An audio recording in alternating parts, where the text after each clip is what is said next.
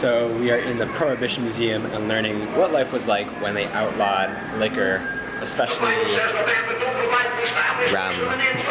Red rum.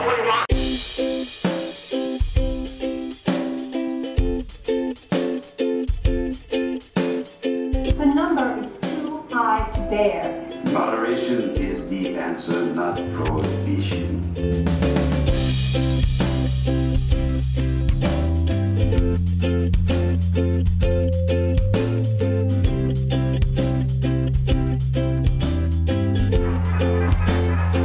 Babe, are you entering a speakeasy?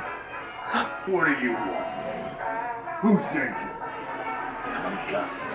Gus sent you. Gus sent me.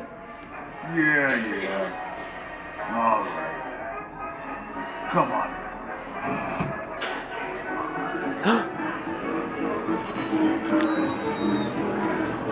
Wow. Hi. Good. So we just came out of the American Prohibition Museum, which was a lot of fun. What did you learn? I learned about Carrie Nation. She was anti-prohibition. No, she was pro-prohibition.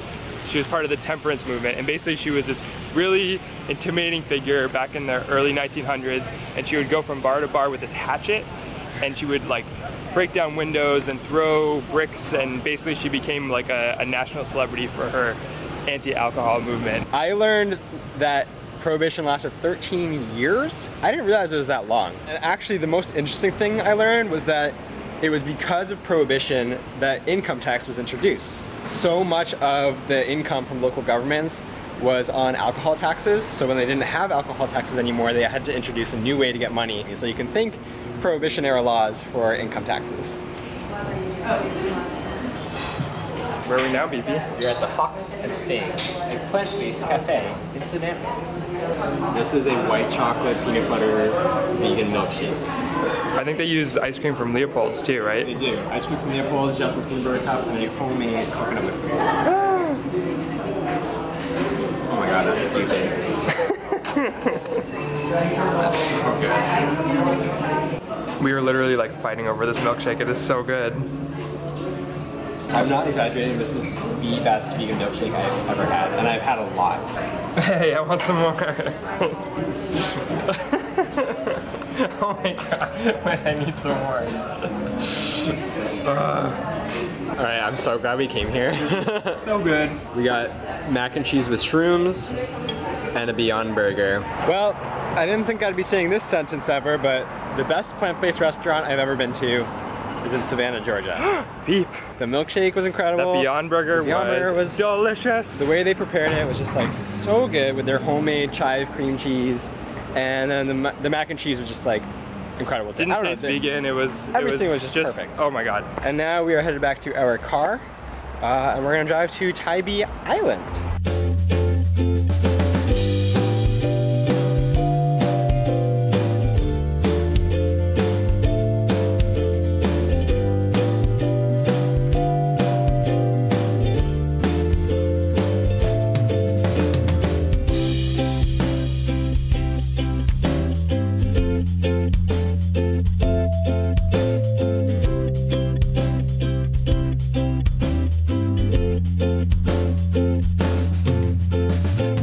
Arrived at Tybee Beach, right outside of Savannah, Georgia. These beaches are glorious.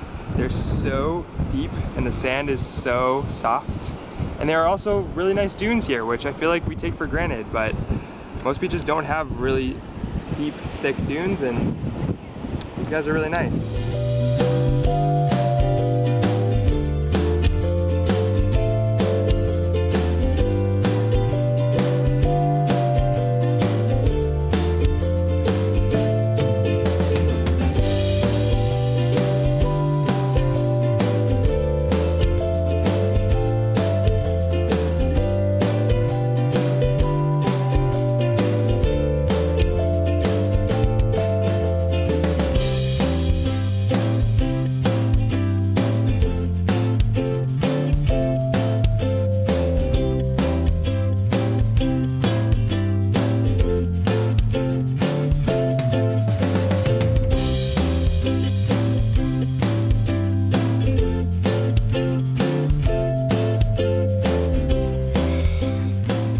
So we just arrived at our hotel in Charleston, South Carolina. Beep was saying as we entered, I think each hotel is getting nicer and nicer. Like, this is ridiculous. But yeah, look at this freaking tub. Are you kidding me? We are making use of this tonight, Beepy. And it looks right into the bedroom. And look at it. There's like a little couch here, a giant ass TV. I mean, most hotel rooms have TVs, but did we get a gift too? I have a gift ready for me. You have a gift? I have a gift? Why do you get a gift? Because I'm very important person. Aren't we married? Shouldn't everything be shared now? It's just my name on it, sorry. Good morning, Charleston. I am on my way to a 9 a.m. tour, which is a bit early for me and for us. We actually did go out last night to the gay bar in Charleston and played drag bingo. And one of the beeps isn't feeling so hot after that, so he's back in the hotel over there. But I'm on my way to the tour just so I can kind of get a lay of the land and maybe we can revisit some spots later together. So behind me here is the market, which dates back over 200 years to 1807. The Pinckney family, which was a very prominent family in Charleston, actually owned this part, and this was not part of the original city, and they gifted it to the city under the condition that it always be used as a market. And if it was not going to be used as a market anymore, it would be reverted back to the family. So it is still a market today.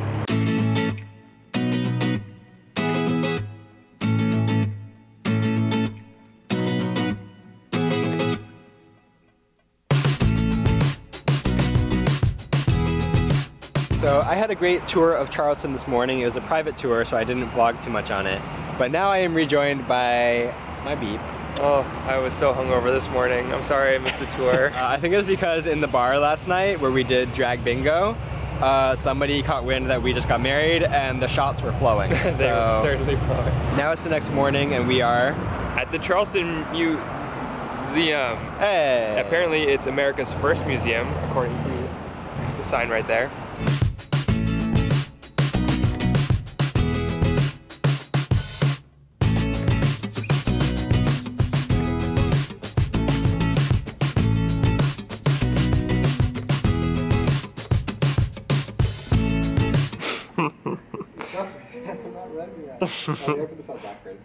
Good job, Beep.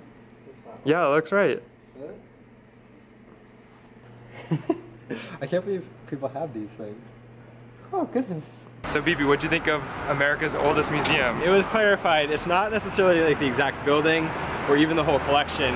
There are just some really old artifacts there that they had when the museum first was a thing. And that dates back to like the beginnings of like what the first museum was like. So there was like a little area for that in the museum, and thus it is the oldest museum. I mean, they did have a mummy sarcophagus and coffin and everything, which was pretty cool. So what are we up to now, Beep? We're just walking down the streets. A lot of Charleston is just kind of like walking around, admiring the buildings and architecture, listening to the ghost stories and ghost tours. It's also like the first day in 2 weeks that has not been 90 degrees. Right. So we're actually wearing sweaters today and it feels good. So where are we now, Beepy? We are now going to grab a bite of food at this restaurant here, which I was shown earlier on my tour. It was once a church, but it's been converted to a restaurant and it's just gorgeous inside.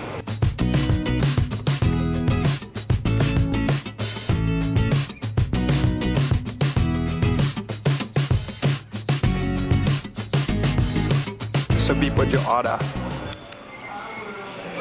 I've had a lot of salads in the south, so I got a salad, and actually none of the salads that they had were vegan. So they're just like, please sir, make me a vegan salad. And they did, and it's good. I just love the aesthetic in here. It's so pretty. It's so spacious, tall, and the remnants of the church with like the stained glass. I've never seen a restaurant made out of a church before. Have you? I don't think so. This is unique. Oh, that's cute. Baby, what are you peering through the windows of? This is the oldest liquor store in the entire country. Wow.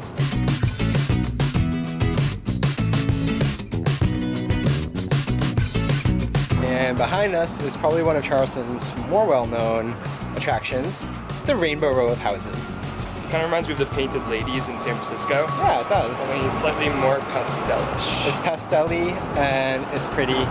and you just look at it. You don't have to do anything. My favorite kind of attraction. It's a break. So now we are walking along Charleston's Battery.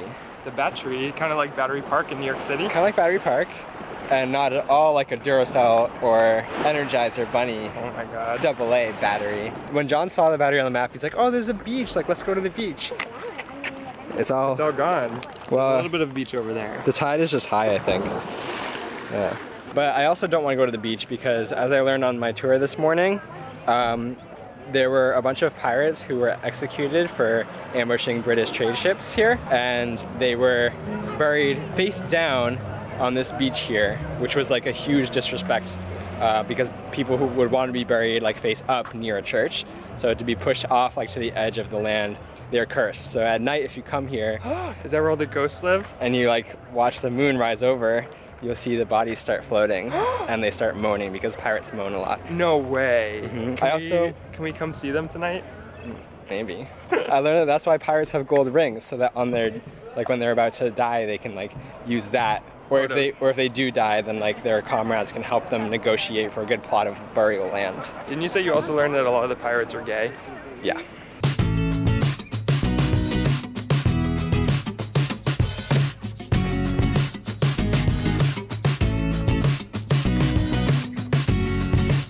And now, on to the next landmark in Charleston. We're in Waterfront Park, and right behind us is the Pineapple Fountain. Can you see it? Oh, there it is. Okay, I see it. Yeah. You think SpongeBob was there? Probably. Probably.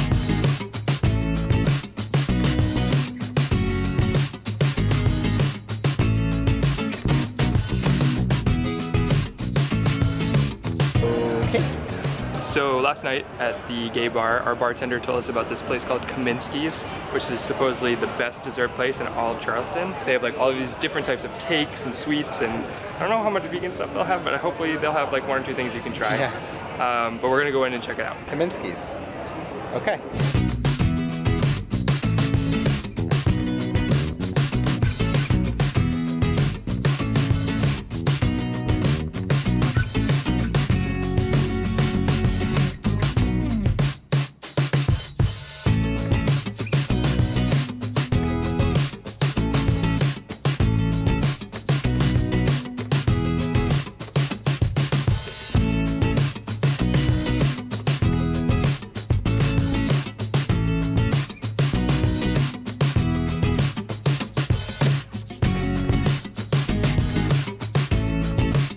So we made it up to the rooftop of our hotel just as the sun is setting, so there's a really nice light going on. The city below, Charleston, cute little thing.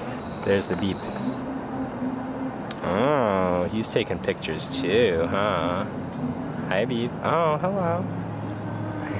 He's cute, isn't he?